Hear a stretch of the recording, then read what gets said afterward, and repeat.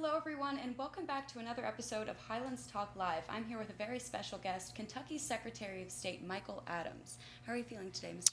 I'm great. Thanks for having me here. Of course, we are so happy to have you here. I want to start with your college years. So tell me what you went to college for and what made you want to go into politics. Well, I was fortunate to be the first person in my family to have the opportunity. And I studied poli-sci as a major and history as a minor. I started with communication as my minor, and it was hard.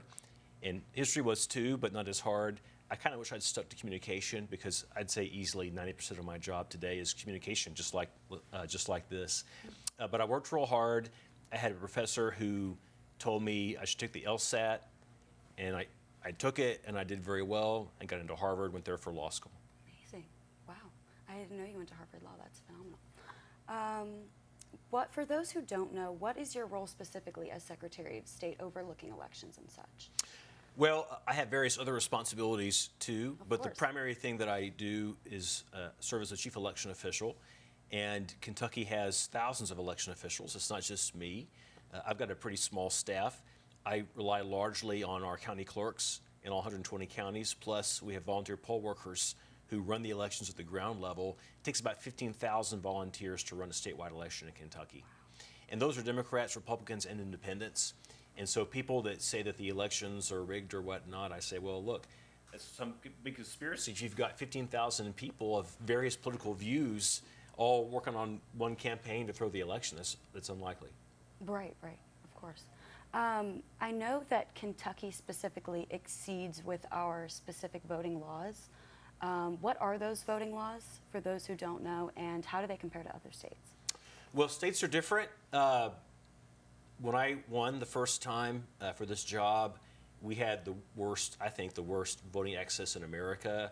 We only had one day to vote, and it was a Tuesday, and the polls were not open very long. And that was good enough for Kentucky for 170 years. But I did think it was good enough, and I think watching other states eat our lunch, it was real frustrating, and so I tried to make us more like other states and expand voting. I don't think that we should vote by mail like some states do. I don't think it's as good a system and as reliable and as trusted as people voting in person. But I thought one day to vote in person was too stingy. So we quadrupled that. We have 3 days of no excuse in-person voting. We also have another 6 days with an excuse in-person voting. So we have 10 days now to vote, up from just one. Wow.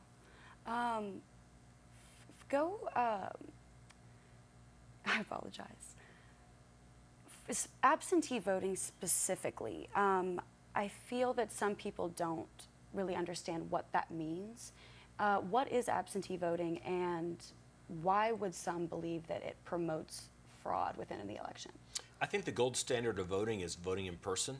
I think showing up yourself with a photo ID, which we required, proving who you are, I think that's the best method for voting. It also is secure because there is, unfortunately, in Kentucky still a pattern and practice of vote buying in some places.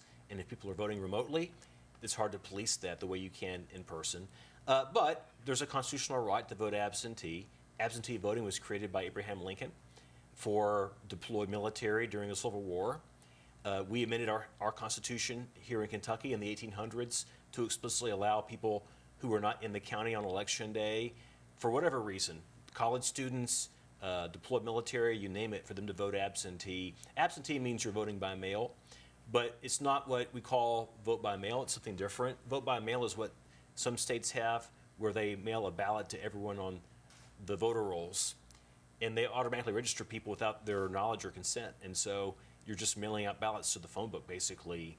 We don't do that. What we do is we have absentee voting. It's only about 2% of our voting.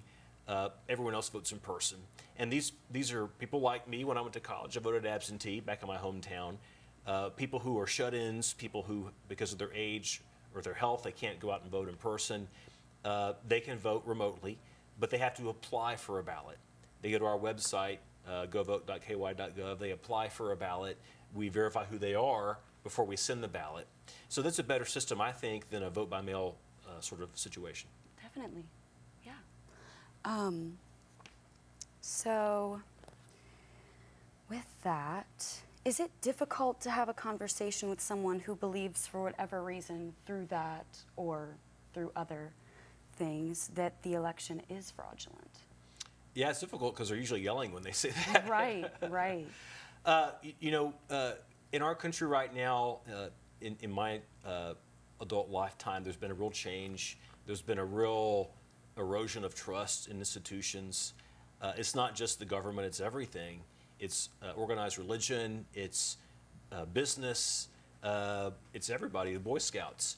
And trust has gone from a vertical thing to a horizontal thing. And now people don't trust institutions and leaders, they trust their peer groups. They trust their friends. They trust Yelp reviews, right? And so it's really hard to lead in an era like that. But what I've learned is you're never going to convince those people because it's part of their self-image that they're fighting the government and they're not there to reason with you or to learn anything. The trick is, can you make them, can you reveal them as unreasonable as they are and have a third party watching you agree with you and not that other person? It's sort of like a bank shot persuasion, right? And so there's at any given moment maybe 5% of Republicans and 5% of Democrats who don't accept what we're doing, they think it's rigged. But my audience is the 90% because they don't really know who to believe. They hear it from both sides. That is very interesting that it's more their image rather than the true facts. In your speech at the Profiles in Courage award ceremony, which you did win that award, congratulations. Thank you. That is a very prestigious award. You said political courage is needed now more than ever, and that really stood out to me. What could you say to the upcoming generation or group of voters? What could you add to that? Well, my daughter just turned 18. We had her party yesterday, and I wrote in her birthday card that even though she and I don't always agree, I'm proud that she thinks for herself. And I think the best thing that we can teach our students is to think for yourself and to question. But don't automatically believe everything you're told. Also, don't automatically doubt everything you're told. Sometimes people are telling you something that's true. If you just have the courage to think for yourself, we'll all be fine. Your generation will take care of our generation. We'll all be fine. That's amazing. Perfect. You were saying earlier that it's more difficult to have those discussions because it's sort of a touchy subject now, even though it used to be such an open subject. How do we start having more positive discussions in regard to politics when election time rolls around? So my office recently issued a civic health survey.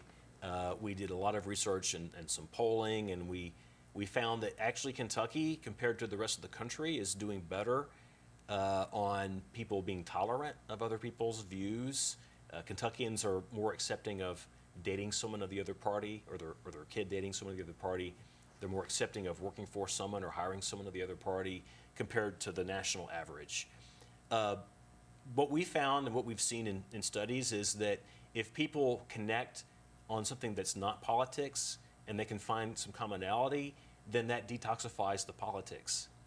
So it's getting harder today in America to have civic spaces where people can get together and have water cooler talk or church picnic, things like that. Things where they talk about something that's not politics. They talk about their neighborhood, they talk about their kids or sports or something, and then someone makes a political comment, and that's okay.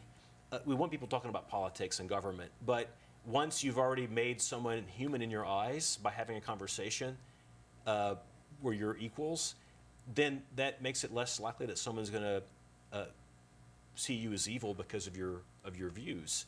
And so it's really important to define people as human. A big problem we have today is just a humanizing rhetoric about people who disagree with our political views. The best way to humanize them is to know them as humans before politics comes up. Definitely. That's amazing. I kind of want to circle back to Kentucky specifically when it comes to voting laws.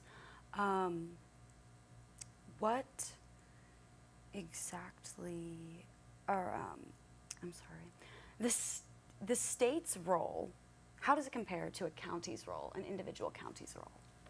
Well, I think one reason our elections work so well and they're trusted by everyone of good faith is that we have different levels and no one person's in charge.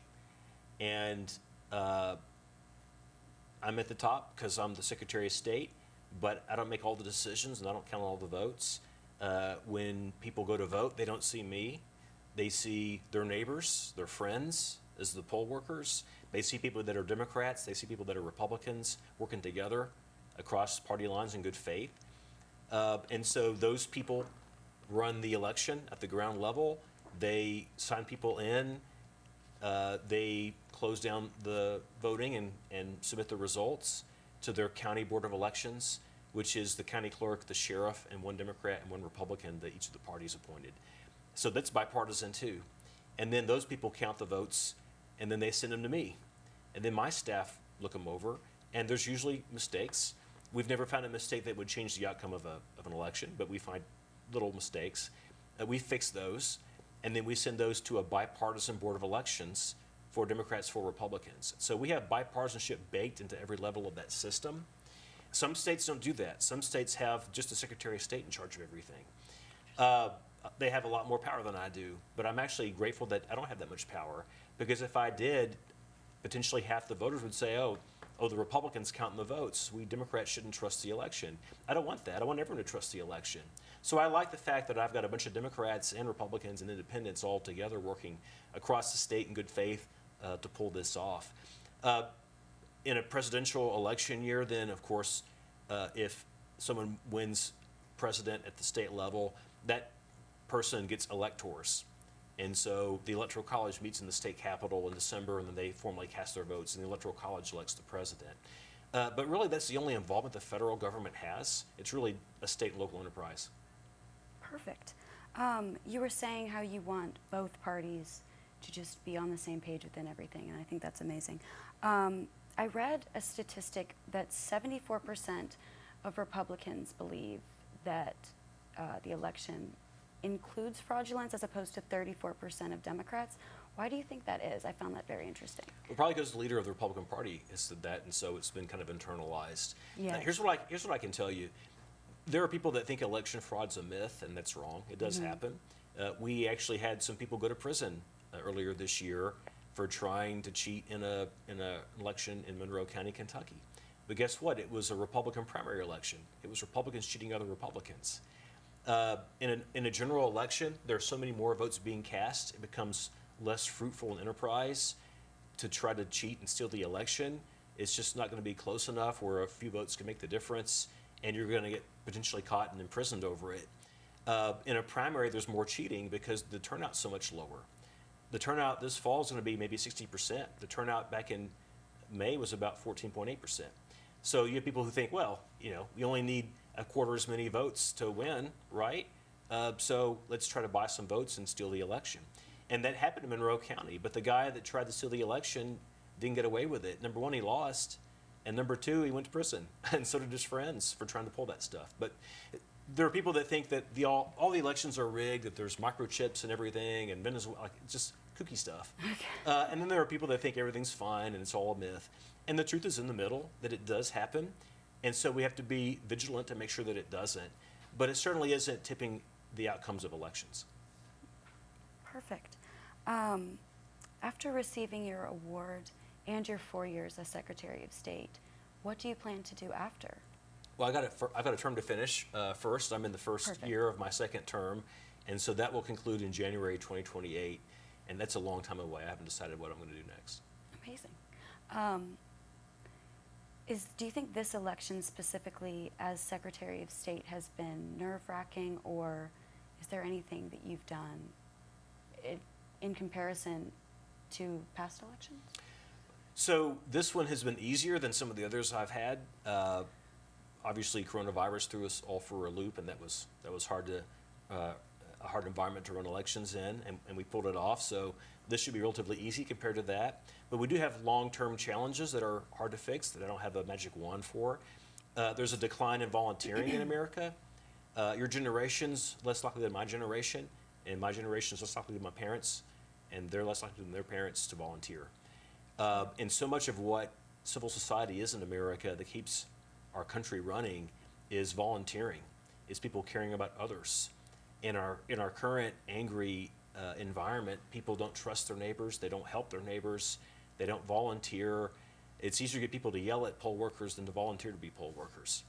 And so I testified to our legislature before I was even sworn in that we had a crisis brewing in getting enough volunteers. 90% of our poll workers are senior citizens. And as they age out, I'm not going to have people to replace them with unless we have people who are younger stepping up. But in this era of low trust, it's really hard. People want to be able to feel entitled to vote, and they want to critique everybody and sometimes yell at people, but they don't want to actually volunteer themselves. So we have seen a reduction in the number of locations because we've had a reduction in the number of personnel who are willing to volunteer. That's our biggest challenge. With the upcoming generation of voters, or the upcoming generation as a whole, why should they be volunteering? Well, if you want a country when you grow 100%. up, you better get on it. Yeah, if you go back and read Democracy in America by Tocqueville in 1830, I'll summarize obviously, but he said, America's special. America's a lot better than France, for that matter, because Americans volunteer, they're active, they engage, they join institutions, they organize, but they do it in a way where they humanize each other, right? And it was that active civil society that made America so successful, and made democracy so successful. That's, France had monarchs for 100 years after we did, even after the revolution. We found the special sauce of having an active, engaged electorate. People engaged as citizens foremost, more so than voters. If you go back and look in Kentucky history, in the mid-1800s, the reason that we have a public education system, it was created not to train a workforce. That's a laudable goal, but the reason we have it is to train citizens for self-government. If citizens detach, if they don't govern themselves, they'll be governed by a foreign country someday if we don't do better with that. Definitely. The last question is a broad question, but for this upcoming generation of voters, why is voting important? I say think about someone whose views are totally the opposite of yours. That person's going to vote. So the question is, are you going to cancel them out or not? Right. We've seen a real plummeting, unfortunately, in participation across the horizon, and voting is just one part of that. And your generation is the worst in terms of actually registering and actually then voting. You've got another 7 days to register. If you go to my website, sos.ky.gov, you can register until October 7th. That's next Monday. It's good to register. It's even more important to actually vote. Most definitely. Thank you so much. Thank you, Carmen. And yes, and that concludes our episode of Highlands Talk Live. Thank you guys for tuning in.